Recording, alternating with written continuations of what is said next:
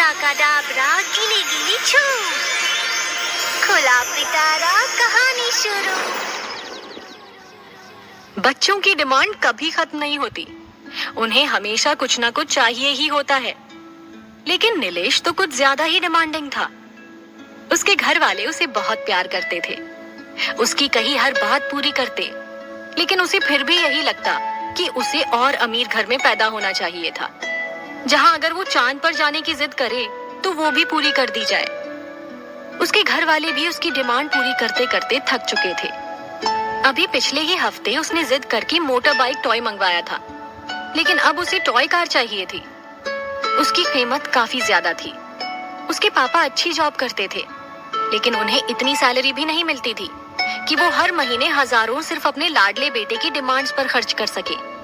इसके बावजूद उसके पापा ने उसे मना नहीं किया। उन्होंने बस इतना ही कहा कि वो नेक्स्ट मंथ उसे वो कार दिला देंगे। बस इसी बात पर उसका रोना धोना चालू हो गया। वो तब तक नहीं माना जब तक उसने वो कार नहीं ले ली। अगर आपको लग रहा है ये 10 साल का बच्चा इतने में अपनी फैमिली के लिए थैंकफुल होगा, तो आप गलत सोच रहे हैं। कार आए अभी 10 दिन भी नहीं हुए थे कि उसने असली वाली महंगी कार की डिमांड शुरू कर दी। उसके पापा के पास पहले से ही कार थी, लेकिन उसे वो कार चाहिए थी जो गौतम के पापा ने अभी अभी खरीदी थी। गौतम और नीलेश बेस्ट फ्रेंड्स थे। नीलेश के पापा जिस कंपनी में मैनेजर थे, वो कंपनी गौतम के पापा की ही थी। उनकी जितनी सैलरी थी, उससे बाहर जाकर वो नीलेश की ख्वाहिशें पूरी करते थे।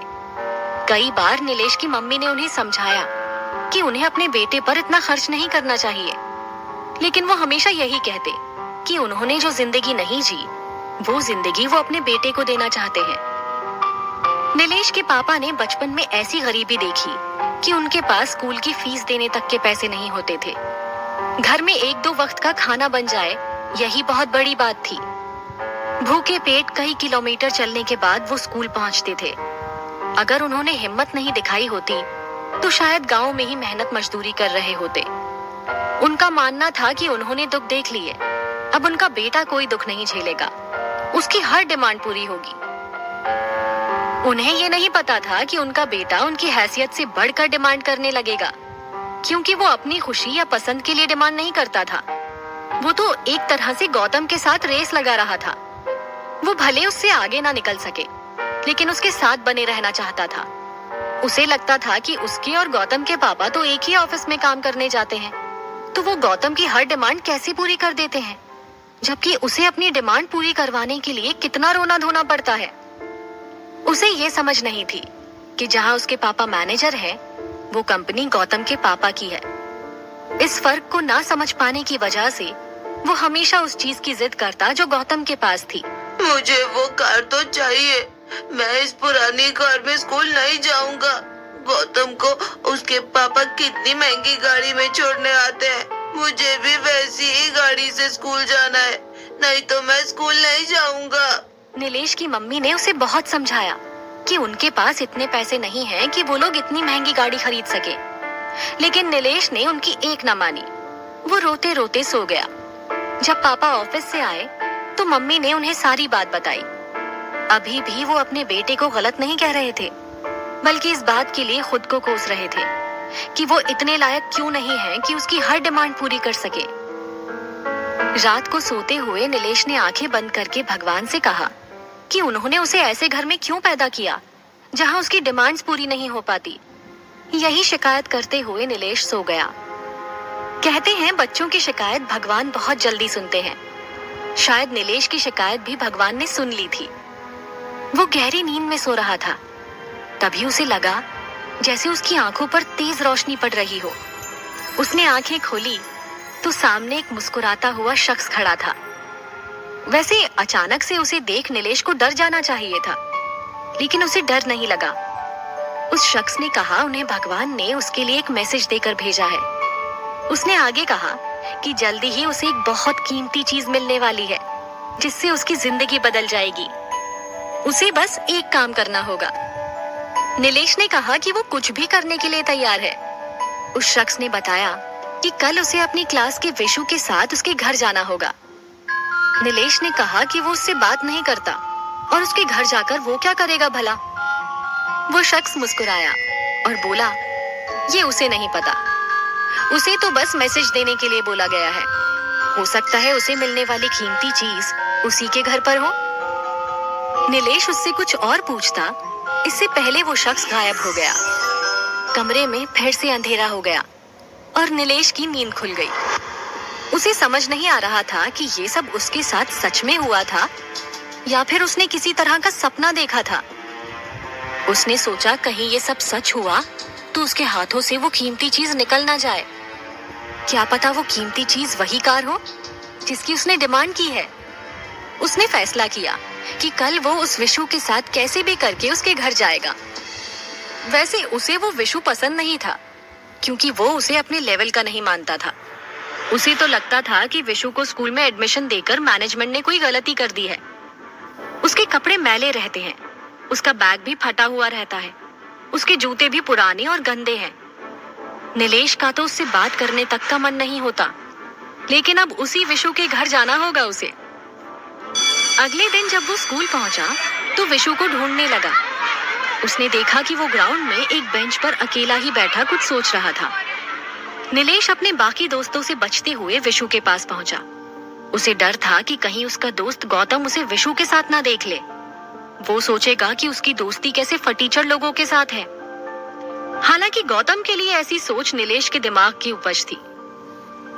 गौतम तो सबसे मिलकर रहता था। उसने कभी अपनी अमीरी का शो ऑफ नहीं किया था। वो तो किसी को बताता भी नहीं था कि उसने कितने महंगे खिलौने खरीदे या उसके पापा ने कितनी महंगी कार ली। ये नीलेश ही उससे पूछता रहता था। नीलेश हिम्मत करके विशु के बगल में जाकर बैठ गया।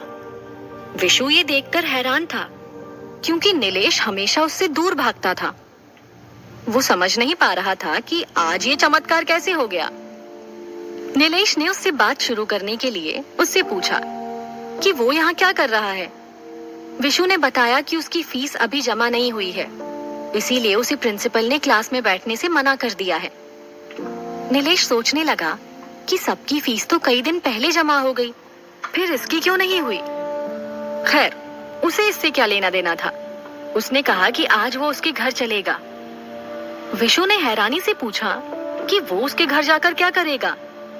नीलेश ने कहा कि वो अपने सभी दोस्तों के घर गया है, लेकिन उसके घर कभी नहीं गया, इसीलिए वो आज उसके घर जाना चाहता है। विशु ये सुनकर ही खुश हो गया था कि वो उसे अपना दोस्त मानता है।